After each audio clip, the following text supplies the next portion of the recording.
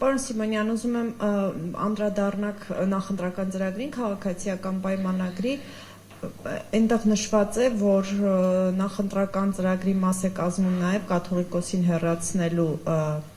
ծրագիրը, որը արդեն երկար ժամանակ է, որի մասին արդեն երկար ժամանակ հայտարարվում էր, բայց փաստորեն ամրագրվել է նախընտրական ծրագրում։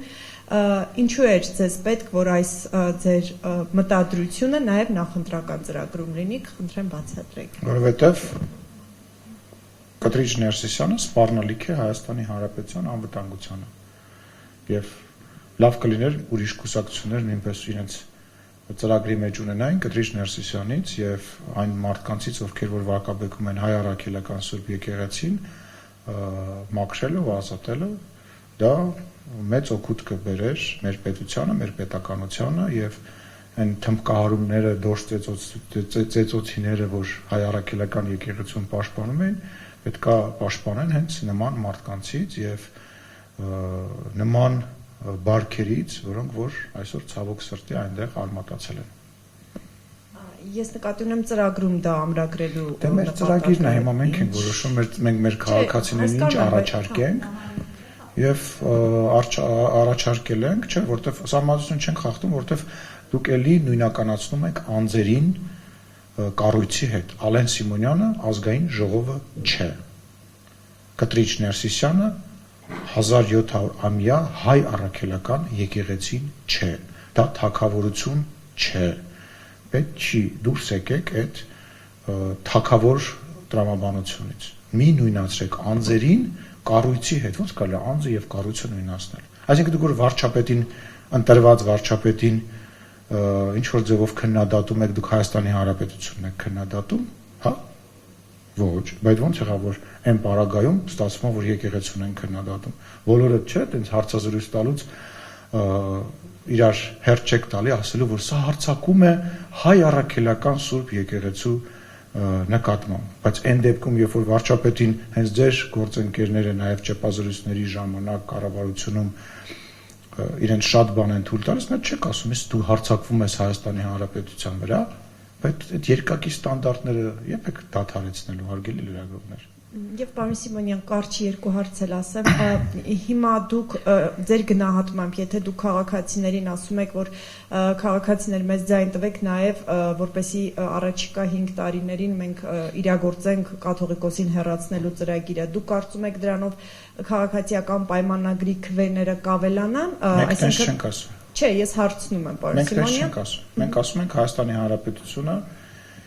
պետք է անվտանգ լինել եւ ասում ենք, որ կան սպառնալիքներ եւ հունիսի 7-ը Հայաստանի Հանրապետության նկատմամբ այդ չակերտավոր, հա, քաղաքական հարձակման ամենակարևոր օրն է լինելու եւ Հայաստանի Հանրապետության քաղաքացին պետք է Հայաստանի Հանրապետության անկախությունը պաշտպանի եւ քաղաքական SVO թույլ չտա անել Հայաստանի Հանրապետությունը։ Հասկանալի է ինչի մասին եմ խոսում։ Պետքա թույլ չտա։ Եվ խոսքը գնում է Հայաստանի Հանրապետության անկախության մասին, պատերազմի թե խաղաղության ընտրության մասին, եւ Հայաստանի Հանրապետության քաղաքացին իր որոշումը պետք է ամսի 7-ին անի եւ տեր կանգնի իր որոշմանը։ Չվերացենք հարցազրույցի Ազատություն ռադիոկայանի հետ, առավել եւս դուք վերջերս ամենահնարավոր վատ վերնագրերը ու վատ տրամադրվածությունը ցուցաբերում եք կոնկրետ իմ անձի նկատմամբ եւ շատ նմանվել եք Սպուտնիկ բանին, այդ լրատվականին, որի համար ցավում եմ, որտեղ շատ ու շատ ընկերներ ունեմ ձեր մոտ եւ շատ հարգանքով եմ վերաբերում ձեր Շողիկ, Ասնիկին Բեդևյան, Ռուզաննային, Կարլենին, բայց շատ ցավում եմ, որ Ազատություն այսօր իրեն նույնականացնում է եւ աշխատում է Սպուտնիկ Արմենիա լրատվականի ոճի եւ տրամաբանության մեջ, շատ ցավում եմ դրանով։ Պարոն Սիմոնյան, զուգահեռ հիմա ընթանում է Հայաստանի Հանրապետական կուսակցության համագումարը եւ կոնտրաստը ակնհայտ լինի, էլի, շնորհակալություն իրանց դրա համար։ Եւ ելույթ ունեցել ծերստարության ընթացքի մեջ եւ որտեղ է տեղի ունենում։ Հարսնակար ռեստորանային համալիրում։ Այնտեղ որտեղ որ սպանվեց զինվորականը, 44-օրյա պատերազմը չկանգնեցվեց մի վախկոտ պոպուլիստի պատճառով, ինչ է թե իրեն դավաճան չասեն։ Սա Սերժ Սարգսյանի խոսքից մեջբերում էր, ով անդրադարձել է 44-օրյա պատերազմին եւ ըստ էության հայտարարել, որ այն հնարավոր էր կանգնեցնել ինչ-որ մի փուլում, բայց չի արվել։ Դրա պատասխանը բազմաթիվ անգամ տրվել է եւ ներողություն եմ խնդրում, ինձ ավելի կոմֆորտ է օրինակ մեկնաբանել Հովիկ Աղազարյանի ասածները, որտեղ նա գործող ազգային ժողովի падգամավոր է, քան Սերժ Սարգսյանի պես մերժված մի անձնավորությանը, ես մի բանը որ կարող եմ ասել, շնորհակալություն եմ հայտնում, որ նույն օրն են անում, որ կոնտրաստը ակնհայտ լինի, անում են մի վայրում, որտեղ որ իրենց կուսակիցը ծեծի է ենթարկել, իր կուսակցի թիկնապահները այնքան են ծեծի ենթարկել զինվորական բժիշկի, որ նա մահացել է, եւս մեկ անգամի ցույց դնելով իրենց պատմությունը, հա, իրենց ով լինելը հարցնակարում պետք է անեին, բա որտեղ պետք է անեին։ Այլ բան չունեմ իրան ասել։ Պարոն Սիմոնյան, ես ուզում եմ անդրադառնալ Մոսկովյան հանդիպմանը,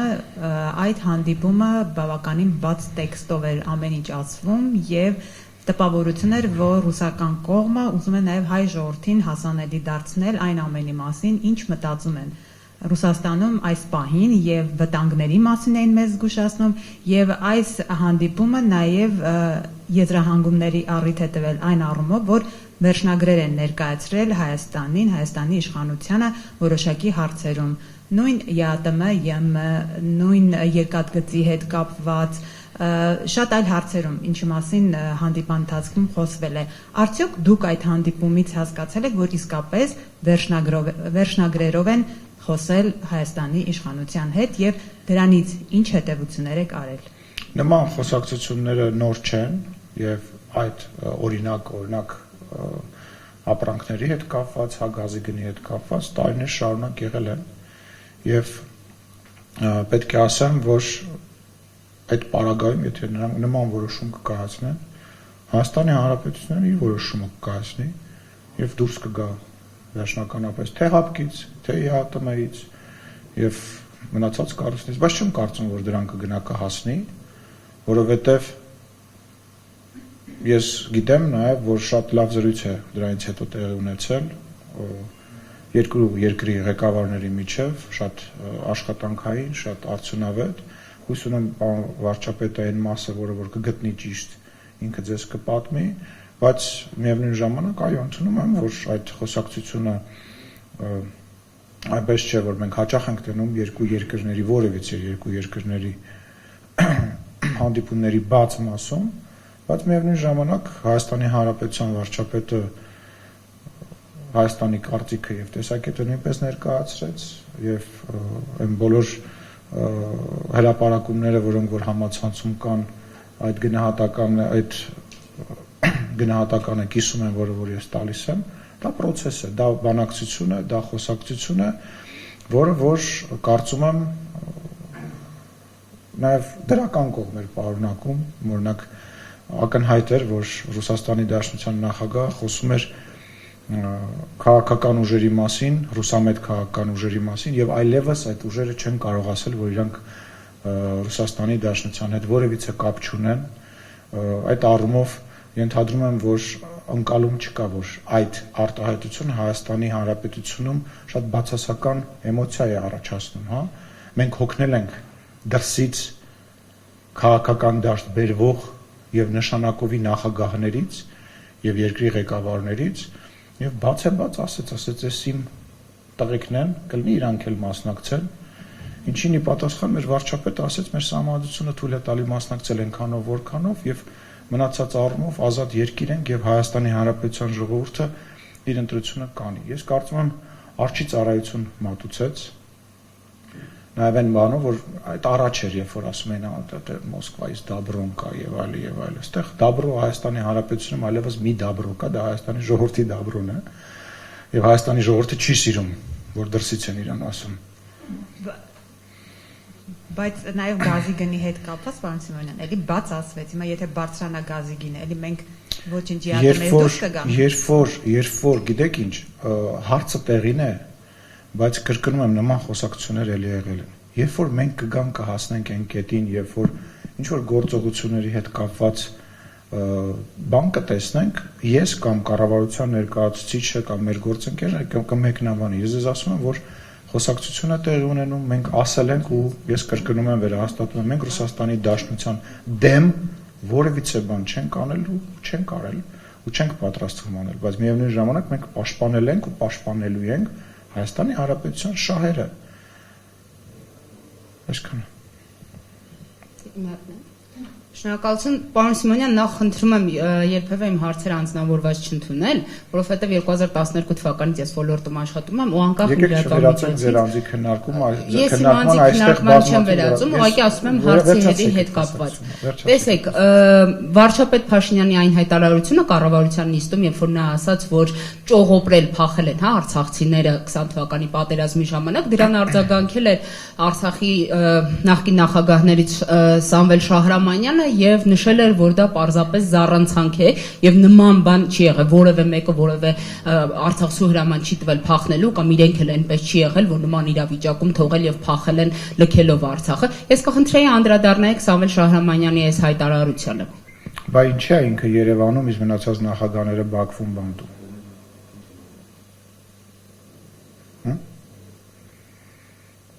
Բա փախնելը ոնց ալնում։ Կրկնում եմ, բա ինչա ինքը Երևանում հարցազրույց տալիս, իսկ Լեռնային Ղարաբաղի մնացած ղեկավարները հիմա Բաքվի բանտում։ Թող սուս մնա, ինչքան քիչ խոսա, այնքան իր օգուտն է, թող քիչ խոսի։ Ես իրան խորհուրդ եմ տալի քիչ խոսի եւ ստեղ ընդեղ չներկայանա որպես ինչ որ պաշտոնյա։ Ինքը պաշտոնյա չի, ինքը իր ձեռքով ստորագրել է, որ ինքը պաշտոնյա չի ու պաշտոնյա չի եղել եւ հիմա առնվազն բարոյական չի նման ձևով պահել մեր բարձր հովանու ներքո, Հայաստանի Հանրապետության բարձր հովանու ներքո, հիմա բոլորը բան են դարել, ասլան են դարել, թող քիչ խոսի, թող ընդհանրապես դադարի նման բաները խոսելը եւ իր տեղը իմանա, ես իրանց զգուշացնում եմ, թող ինքը իր տեղը իմանա, այլ հարցեր։ Պարոն Սիմոնյան, նախընտրական ծրագրի նախագծում նշվում է, որ կարճաժամկետ ու երկարաժամկետ այդ հեռանկարներում այլ երկրները Հայաստանին պետք է ավելի ու ավելի պակաս նկատեն որպես սպառնալիք ու Հայաստանին դիտարկեն որպես խաղաղության այդ աջակցեն քայլերը Հայաստանի խաղաղության ընդառաջ։ Այս համատեքստում, եթե այլ պարագայում դիտարկենք Հայաստանի դեմ տարվող սպառնալիքները, թեկուզ հիբրիդային պատերազմների տեսքով, թեկուզ հենց այդ առաջարկություններով, թե որ ուժերին են ուզում տեսնեն ազգային ժողովում, այս պարագայում Հայաստանը իրեն ինչպես պետք է դրսևորի ու ինչպես պետք է պայքարի այդ սպառնալիքներին։ Շնորհակալություն հարցի համար։ Մենք արդեն բավականին երկար ժամանակ է գտնվում ենք այդ նմանատիպ սպառնալիքների եւ հարձակումների ներքո եւ գիտեք ինչ, այս դեպքում մեր երկրի փոքր լինելը եւ իշխող կուսակցության պաշտոնյաների անմիջական լինելը մեզ շատ փրկում է եւ օգնում է։ Այսինքն պետք չի որևիցե մեկին մտնի համացանց եւ տեսնի ինչ են գրում, որովհետեւ ինքը կարող է այս շաբաթ կիրակի Հայաստանի Հանրապետության ամբողջ կառավարությանը վարչապետին իր բակում տեսնի եւ յուրաքանչյուր հարց տա, ինչպես նաեւ իր դժգոհությունը հայտնի կամ վրդովմունքը հայտնի։ Ես ուզում եմ մի հարցի անդրադառնալ, միևնույն ժամանակ այդ սպառնալիքներից մեկը, օրինակ տեսեք, եկեղեցում տեղի ունեցած այն դեպքը, հա, երիտասարդի հետ կապված, ես շատ ուզում եմ, որ մեր ծնողները, մեր հայրենակիցները մարդիկ ուշադրություն դարձնեն այն մարդկանց վրա, ովքեր փորձում են ազդեցություն գործել երիտասարդների եւ մարդկանց վրա, հա։ Ես չեմ քննարկում այդ երիտասարդի մեղավորություն, չմեղավորությունը, բայց իր հետ ենթադրում եմ եւ էլի շատ մարդկանց հետ կոնկրետ աշխատանք է տարվում եւ այդ ատելությունը, լարվածությունը դրվում է մարդկանց մեջ։ Հիշում եք հոկտեմբերի 27-ի դեպքերից առաջ, որ Վազգեն Մանուկյանը ասում էր, իրանք մի խումբ ռոմանտիկ են։ Եվ ես բնական է որևիցե զուգահեռներ չեմ անցկացնում այդ երիտասարդի հետ, հա, ես զուգահեռ եմ անցկացնում այն բանի վերաբերել, որ փորձում են մարդկանց ատելությամբ լցնել եւ տեսեք, հա, ես օրինակ երբևիցե ես քաղաքական ակտիվիստ եմ եղել, ես Ռոբերտ Քոչարյանին չեմ սիրել, չեմ ընդունել, Սերժ Սարգսյանին չեմ սիրել, չեմ ընդունել, հա, բայց ես երբեք ինձ թույլ չէի տա երկրի ղեկավարի վրա ձեռք բարձրացնել, որտեվ նախ դա հիմարություն է, երկրորդը դա հարց չի լուծում եւ երրորդը, այսինքն դա ինչ գործողություն է, որ պետք է արվի, հա, կամ որ քննարկում ասում են հարվածել են կամ ինչ որ ձևով հրել են եւ այլն։ Ասենք դուք հասկանում եք, որ յուրաքանչյուր երկրի ղեկավարի վրա որ մեկը հարձակվի, մի օրինակ աշխարհում որտեղ ուզում եք, ինչ կտեղի կունենար, հա։ Ու նորից եմ ասում, այստեղ խնդրեմը ես խնդրում եմ ծնողներին, այդ երիտասարդների եւ մնացած ծնողներին ուշադիր լինեն, որտեղ ատելությամբ են լցնում մարդկանց։ Ես նույնպես հետախոսակցություն եմ ունեցել այդ տղայի, երբ որ մտնում էի եկեղեցի։ Ես դրա մասին հրապարակային չեմ ասել, բայց երբ ես ուշացած եկա եւ անցնում էի մտնում էի եկեղեցի, իրանցից մեկը իմ դեմը ասենց մեջքով փակում էր, որ ես չանցնեի։ Ես ասենց հաջողվեց անցնել։ Հետո հասա իրեն։ Ինքն ինձ շուրը կա, ասեց ինձ մի հրեք։ Ասի չեմ հրում։ Աղջիկ է անցնում, թույլ տանք աղջիկը անցնի։ Բայց այդ լարվածությունը իր մեջ այն ժամը այդ պահից սկսած արդեն կար։ Այդ մարդկանց մեջ դրվում է այդ հիբրիդային պատերազմի, հիբրիդային հարձակումների մասը, որ երիտասարդներին, այն մարդկանց, ովքեր որ կարող են ազդեցության ներքո հայտնվել, դրթես գործողություն անեն։ Դու չես անում, դու վերևից ասում ես դե ռոմանտիկ են, կամ կողքով անցնում ես, ասում ես հիմա կողքով անցնում ես։ Այո, շատ զգուշ պետք է լինենք, բայց նորից եմ խնդրում մեր քաղաքացիներին ուշադիր լինեն այդ ազդեցության տակ ատելության խոսքից եք խոսում։ Ամենամեծ ատելության խոսքը տարածում է այսօր ռադիկալ տրամադրված ընդդիմադիր դաշտը։ Ամենամեծ մեզ կախաղան հանելու տեսահոլովակներ են պատրաստում։ Այս տարվա մասին եմ խոսում։ Հիմա այլո չեմ խոսում 2021 թվականի մեզ Բաղրամյան պողոտայի վրա գնդակահարելու տեսարանների մասին։ Կոնկրետ օրինակներ եմ չէ բերում։ Մեզ կախաղան հանելու, մեզ սպանելու, մեզ ատելությունը ինչ ձևով են արտահայտում։ Իսկ այդ ինչա, դա հիբրիդային հարձակման մի մաս է, որպեսզի Հայաստանի Հանրապետությունը մտնի ոչ ստաբիլ, չգիտեմ, հեղափոխական, քաղաքացիական պատերազմի տրամաբանություն, նկարագիր ունեցող բանի մեջ իրանք էլ դրսից ասեն դե բան անենք, անոնց կոչ են կանում կողմերին, որ բան լինեն, էլի զուսպ լինեն։ Կներեք մի երկար պատասխանեցի, բայց հավաքվել էր։ Խնդրեմ։ Շնորհակալություն, պարոն Սիմոնյան, վերադառնալով Մոսկովյան այցին եւ մասնավորապես Ռուսաստանի Դաշնության նախագահի հայտարարությանը առաջիկա խորհրդարանական ընտրություններին թույլ տալ, որպեսզի մասնակցեն նաեւ ռուսամետ ուժերը։ Այս հանդիպման այս դրվագից հետո կարծիք հնչեց, որ փաստորեն Ռուսաստանի Դաշնությունը այն ինչ պիտի ասեր կուլիսներում off record փաստորեն ուղիղ եթերում տեսանյութի հայտարարումը։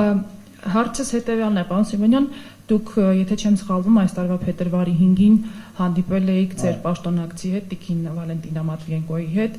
Ինձ հետաքրքիր է Տիկին Մատվիենկոյի հետ ձեր հանդիպման ընթացքում արդյոք բարձրացվել է նրա կողմից ռուսամետ ուժերին ընտրապայքարին թույլ տալու մասին հարց թե ոչ, այսինքն սա բացառապես պարոն Պուտինի Չէ, դուք նաև տեսակ արտաքին գործերի նախարարի հետ իմ հանդիպումը եւ ես ձեզ բոլորիդ պատմել եմ մեր խոսակցության մասին այն մասը, որը որ չի եղել եւ ասել եմ, որ ես խոսել եմ եւ ասել եմ այն բաների մասին, որի մասին նաև ասում եմ ստեղ, իրենք էլ ասել են այն բաների մասին, որոնք որ ասվում են նաև իրենց եթերներում եւ կարծում եմ այս հանդիպումը իմ նախորդ հանդիպման շարունակությունն է։ Այսինքն որևէ ռուսաստանցի պաշտոնյա ձեզ հետ հանդիպման ժամանակ նախորդի տեղ ունեցած հանդիպումների ժամանակ այս հարցը չի բարձրացել։ Ուղիղ ոչ, ակնարկներ եղել են, անուններ եղել են եւ ուղիղ այս մակարդակով կարծում եմ, որ արդեն պատասխանեցի, որ չի եղել։ Բայց ակնարկներ եւ խոսակցություն եղել է։ Երկրորդ հարցս վերաբերում է խաղաղությանը, ձեր կուսակցության նախընտրական ծրագրի նախագիծը սկսվում է հանրապետության վարչապետի կոչով ուղղված քաղաքացուն հունիսի 7-ի ընտրությունների ժամանակ տեր կանգնել խաղաղությանը։ Պարոն Սիմոնյան, այս ողջ ընթացքում նախորդ 2-3 շաբաթների ընթացքում դուք եղել եք մարզերում, շփվել եք քաղաքացիների հետ, խնդրում եմ ձեր տպավորությունները հայտնեք։ Քաղաքացին ընկալում է, որ ապրում է խաղաղ երկրում, քաղաքացիական պայմանագիրը բավականաչափ աշխատանք տարել է, որպեսզի քաղաքացուն բացատրի ինչ է խաղաղ ապրելը եւ ինչպես եք պատրաստվում դիմակայել ձեր ընդդիմադիր գործընկերների կողմից խաղաղությունը դեմոնիզացնելու արշավին։ Նրանք ասում են, չէ, ձեր վերած խաղաղությունը թույլիկ է, չերաշխավորված է, այ մենք կգանք կբերենք երաշխավորված ուժեղը։ Նախ ուզում եմ ասել, որ այդ այցերի տպավորություններից ամենակարևորը թերևս ինձ համար Երևան քաղաքի տպավորություններն են, որովհետև մարզերում մեր աջակցության մասին կարծում խոսելը ավելորդ է, որովհետև մարզերում այնքան գործ է արվում, որ մարզերում մեր վեճը ճակերտավոր, հա, մարզերի բնակիչների հետ նրա մասին է, որ հիմա սկզբից դպրոցը կառուցենք, թե մանկապարտեզը, թե ճանապարհը կառուցենք, թե մանկապարտեզը, որովհետև այն մեկը արդեն կառուցվել է, հիմա եկեք այս կառուցենք։ Ուստի մարզերի մասին պետք է ասեմ, որ բոլոր այն մարզերում, որտեղ մենք եղել ենք, ես միայն էներգիայով եմ լցվել եւ շատ տպավորված եմ եւ անկեղծ ասած իմ համար շատ նաեւ հուզիչ եւ հաճելի է Երևանի արձագանքը, որովհետեւ Երևանում մենք ուղղակի տեղից չենք կարողանում շարժվել։ Այսինքն բավարար է մենք գանք պայմանական, հա, կայարանի մոտ, հա, ասենք 3 ժամ, 4 ժամ մենք ուղղակի չենք կարողանում տեղից շարժվենք, որովհետեւ մարդկանց հոսք կա եւ դա ուղղակի ֆանտաստիկ է։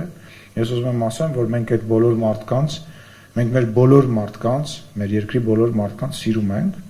եւ շատ շնորհակալ ենք այդ ամեն ինչի համար, այդ ջերմության համար, այդ ուղիղ խոսելու համար։ Եվ ուզում եմ ասեմ, որ հունիսի 7-ին, այո, ինչպես դուք նշեցիք, տեր կանգնելու ժամանակն է լինելու եւ երբ որ մենք այնտեղ գնում ենք, ասում էին մեզ հանգարց չթողնեք, մարդիկ մեզ ասում են մեզ հանգարց չթողնենք եւ մենք ի պատասխան իրենց ասում ենք կարեւորը դուք մեր մեջքին կանգնեք, ասում ենք կանգնած ենք։ Հիմա պետքա ոչ թե քաղաքացիական պայմանագրի մեջքին կանգնել, այլ Հայաստանի Հանրապետության մեջքին կանգնելու ժամանակն է լինելու հունիսի 7-ին ազատության,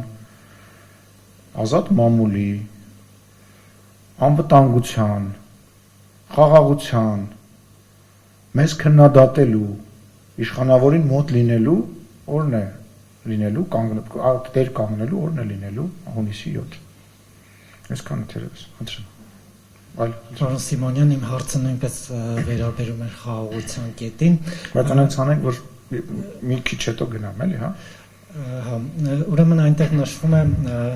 խաղաղությունը դեռ խոցելի է, մանուկ է, պետք է ամրապնդվի։ Այս առումով ասոցացվեց աշխարհաքաղաքական ներկա մարտահրավերների եւ ինչպես նաեւ հնարավորությունների հետ, ինչպիսի հնարավորություններ կան եւ մարտահրավերներ ուղղված խաղաղության հետ դեմ, ինչպես նաեւ դրան հասնելու իրատեսական հնարավորություններ ներկա աշխարհաքաղաքական իրավիճակներում։ Լսեք, խոսվում է երաշխավորի մասին, հա, երաշխավոր բառն է հաճախ օգտագործվում եւ մեր ընդդիմադիր գործընկերները նաեւ ազգային ժողովում մեկ ասում են ով է ձեր երաշխավորը, Ադրբեջանն է ձեր երաշխավորը եւ չեն հասկանում, որ Ադրբեջանի երաշխավորը անվտանգության ամենամեծ Հայաստանի Հանրապետությունն է, իսկ Հայաստանի Հանրապետության երաշխավորը Ադրբեջանն է։ Այսինքն այս խոսույթը իրանք նույնիսկ չեն հասկանում ինչի մասին են խոսում եւ ինչպես նշում եք, երբ որ աշխարհում ամենուրեք նոր սկսվող, շարունակվող, խորացող պատերազմներ են, Հայաստանի Հանրապետությունը եւ Ադրբեջանի Հանրապետությունը եկել են հասել են մի հանգրվանի, որը հիմա մենք պետք է ամրապնդենք, որովհետեւ Ադրբեջանի Հանրապետությանը, Հայաստանի Հանրապետությանը շատ ու շատ ուժեր ուզում են ներքաշել առնվազն իրար մեջ պատերազմի գործողություն իրականացնելու։ Դա ակնհայտ է եւ պարզ է։ Դա այնքան ակնհայտ է, որ ես նույնիսկ չեմ պատկերացնում, որ մենք դրա մասին պետք է խոսենք։ Պարոն Սիմոնյան, նախ կցանկանայի ճշտել, արդյոք դուք ազգային ժողովի հարևանությամբ տեղի ունեցած միջադեպի գործով հրավիրվել եք քննչական մարմին, թե ոչ, եթե հրավիրվել եք, ապա ինչ կարգավիճակով, եւ Մոսկվայի հետ կապված Հայաստանում ընտրությունները դա Հայաստանի ներքաղաքական հարցերն են, Հայաստանի իշխանական ընդդիմադիր թևի քաղաքական ուժերի գործընթացն է։ Ինչու է Հայաստանի վարչապետը օտար պետության նախագահի հետ քննարկում այդ հարցը, մի հատ էլ արդարացման դիրքերից նշում, որ այ գիտեք, դա մեր սահմանադրությունը թույլ չի տալիս, այսինքն այստեղ արդյոք Նիկոլ Փաշինյանը չէր արդարանում, թե ինչու Սամվել Կարապետյանը, ենթադրվում է, որ Սամվել Կարապետյանի մասն է խոսքը, ինչու Սամվել Կարապետյանը չի կարող մասնակցել ընտրություններին։ Նայեք ջան, չէ, որևիցե տեղ չեմ հրավիրվել եւ որևիցե կարծում եմ